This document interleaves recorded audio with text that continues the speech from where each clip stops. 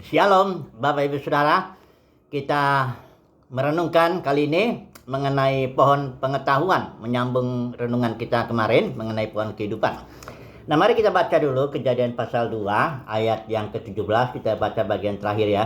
Dikatakan pohon pengetahuan yang baik jahat itu jangan kau makan, sebab pada hari kau makannya pastilah engkau mati. Nah, istilah mati ini dalam istilah Ibrani itu mut tamut. Jadi mut itu mati, tamut itu, nah ini yang harus kita pelajari. Terjemahan yang tepat itu bukan mati dalam arti mati fisik, tapi mati artinya dying you will die. Artinya begitu engkau makan, engkau akan mendapat suatu jenis kehidupan yang kita menyebutnya maut, karena upah dosa itu maut. Maut ini suatu aktivitas ya, suatu jenis kehidupan di mana iblis penguasanya, itu kitab Ibrani mengatakan. Jadi ketika engkau makan buah itu, engkau akan langsung mendapatkan jenis hidup maut yang dikuasai iblis, yang pada gilirannya engkau akan mati fisik. Kayak Adam itu mati akhirnya 900 tahun kemudian dia mati. Nah, inilah upah dosa itu, maut. Suatu jenis kehidupan yang dikuasai iblis, nggak ada di situ damai sejahtera, sukacita dan sebagainya. Kita pengkhotbah menjelaskannya ini mengenai jenis maut, jenis hidup maut ini dengan istilah di bawah matahari, ya, atau di bawah langit. Itu istilah itu ada 30 bahkan mungkin 34 sampai 40 itu kalau kita mau hitung, ya. Bahwa kesimpulannya hidup yang di bawah matahari itu, hidup yang menjalani kehidupan jenis maut ini, itu sia-sia. Mau kaya sia-sia, miskin sia-sia, mau pinter sia-sia, bodoh sia-sia. Apapun juga sia-sia. Mata nggak puas melihat, telinga nggak puas mendengar. Apapun juga, itu kehidupan yang sangat pahit sekali. Ya, sangat pahit, karena nggak ada di situ sukacita, nggak ada kepuasan. Ya kalau kesenangan sih ada, ya orang bisa senang, tapi akhirnya nggak lagi senang. Ya. Makan enak, senang. Hilang senangnya sebentar. Kekayaan senang, tapi sebentar juga nggak senang lagi. Perlu lagi ditambah lagi dan sebagainya.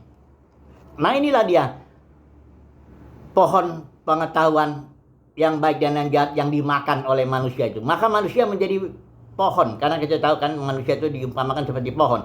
Maka manusia menjadi manusia pohon pengetahuan. Dia hidup oleh pengetahuannya tentang yang baik dan yang jahat. Nah, dari sinilah dia timbul agama. Nah, saya mau jelasin dulu. Setelah Adam itu makan buah pohon itu, dia telanjang. Dia sadar, lebih tepat dia sadar bahwa dia telanjang. Karena telanjang itu sebenarnya dari awal dia sudah telanjang, ya. Dan telanjang itu tidak jahat, karena Alkitab Tuhan bilang ya baik ya, ciptaan Tuhan itu. Memang Tuhan ciptakan Adam dan Hawa itu telanjang. Tapi masalahnya ketika Adam tahu bahwa dia telah berdosa itu, dia kehilangan kemuliaan Tuhan. Yang menyelimuti ketelanjangan itu adalah kemuliaan Tuhan. Ketika itu hilang atau berkurang, maka Adam merasa malu, ya. Dan Adam dan Hawa dia malu, ya, sehingga dia harus melakukan suatu tindakan usaha dari dirinya sendiri untuk menutupi rasa malunya itu akibat kehilangan kemuliaan Tuhan. Inilah usaha agamawi yang pertama dari manusia itu. Inilah dia, saya menyebutnya agama Adam dan Hawa ini.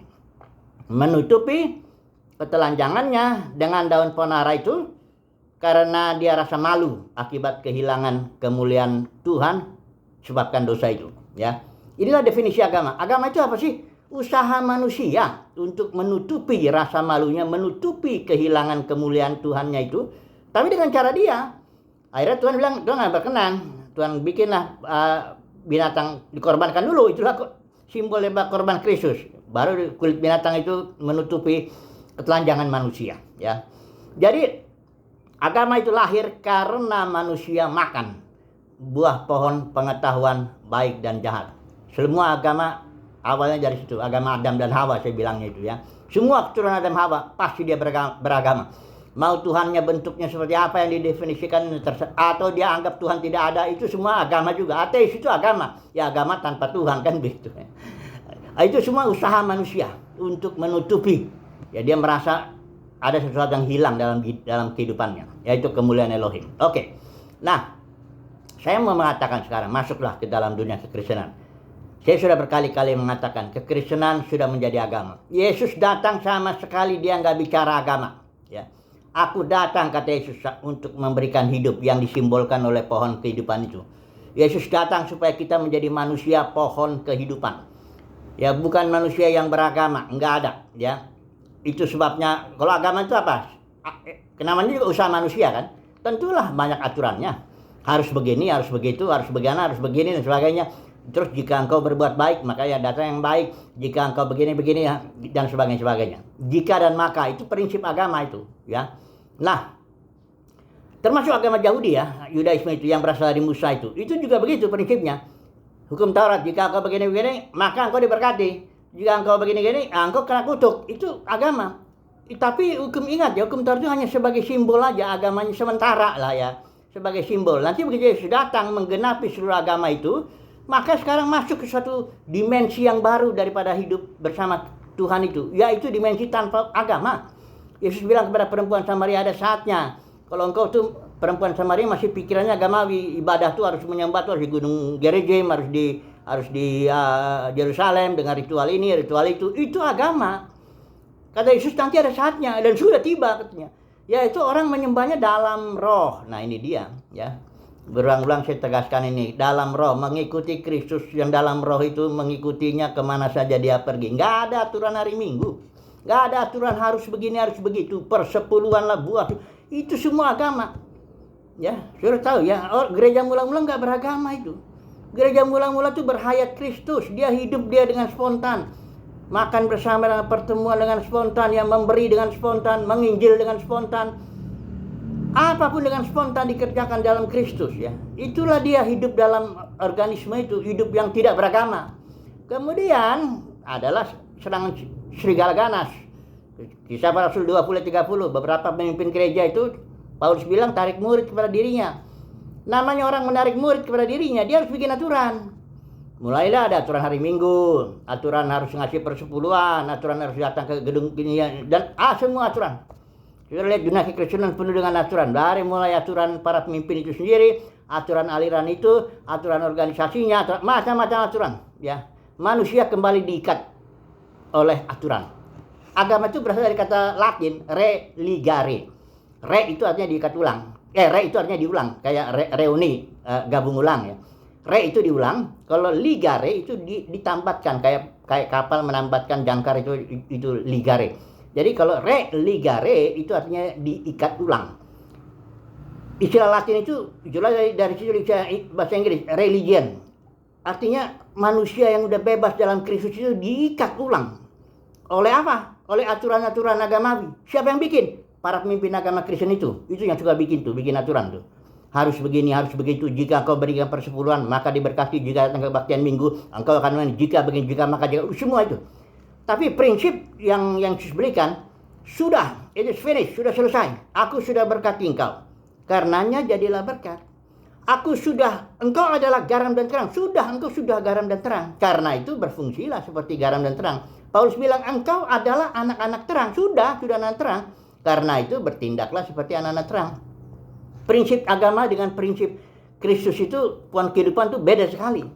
Pokoknya kalau pohon kehidupan saudara sudah diberkati. Saudara adalah garam dan terang. Pokoknya Tuhan sudah berkenan kepada saudara. Saudara nggak perlu buat apa-apa. Loh, Yesus itu mati bukan karena kita berbuat sesuatu. Bapa mengasihi seluruh dunia itu bukan karena seluruh dunia itu berbuat baik. Enggak ada urusannya. Jadi Bapa itu penuh kasih, dia memberikan anaknya, menghapus dosa anak. Udah selesai. Kenapa jadi ribet lagi nih? Ya ini pemimpin agama nih yang suka narik murid-murid, pemimpin agama Kristen nih. Dia tarik makin dalam dunia Kristen kalau makin banyak yang ditariknya, hebat dia. Ya, bisa 10.000, 20.000 ditarik orang, tarik lagi duitnya, bangun kerajaan sendiri, bangun denominasinya, bangun gedungnya. Semua itu nanti diwariskan sama anak cucunya itu. Ini perbuatan serangan serigala ganas, walaupun orang lain bilang itu diberkati, apa semuanya hebatnya. Alkitab mengatakan itu karena serangan serigala ganas, sehingga umat Tuhan diikat lagi. Direligare lagi, diikat lagi oleh begitu banyak peraturan-peraturan. Ya, mereka pikir kalau melakukan ritual itu bisa bertumbuh dalam Tuhan, enggak begitu. Hanya menjalani pohon kehidupan itu, kita bisa bertumbuh, makin mengenal Tuhan, makin dapat pewahyuan akan firman Tuhan. Makin mengerti kita akan siapa sih sebenarnya Bapa di surga itu, siapa sebenarnya Yesus Kristus itu. Kita makin ngerti dengan menjalani hayat Kristus itu. Bukan dengan jalani ritual agamawi ya, enggak ada itu. Saudara bisa jadi 10 tahun, 20 tahun, 30 tahun duduk itu di gedung manas-manasin bangku denominasi. Saudara nggak bertumbuh sama sekali. Paling nggak bertambah pengetahuan saudara tentang teologi aliran itu. Ya, saya mengatakan itu terus terang aja, bukan karena apa, tidak ada itu, nggak iri hati atau bukan. Malah saya bersyukur bahwa saya dibebaskan, saya dibukakan mata saya untuk melihat bahwa betapa ngerinya agama Kristen ini menjerat sedemikian ya karena serangan serigala ganas. Semoga kita ini mendapat kasih karunia lah ya untuk menerima apa yang sudah Tuhan kerjakan dalam hidup kita. Dikasihlah kita kulit binatang, dikasihlah kita Kristus. Dalam Kristus kita adalah ciptaan baru. Yang lama sudah berlalu, sungguh baru sudah datang. Dalam Kristus kita sudah diberkati. Jalani aja kehidupan ini. Luar biasa hendaknya. Bebas saudaraku. Yesus bilang apabila anak itu memerdekakan kamu, kamu pun benar-benar merdeka. Ya, agama memperbudak, agama Kristen itu memperbudak, ya saudara. Tapi Kristus memerdekakan. Haleluya. Amin.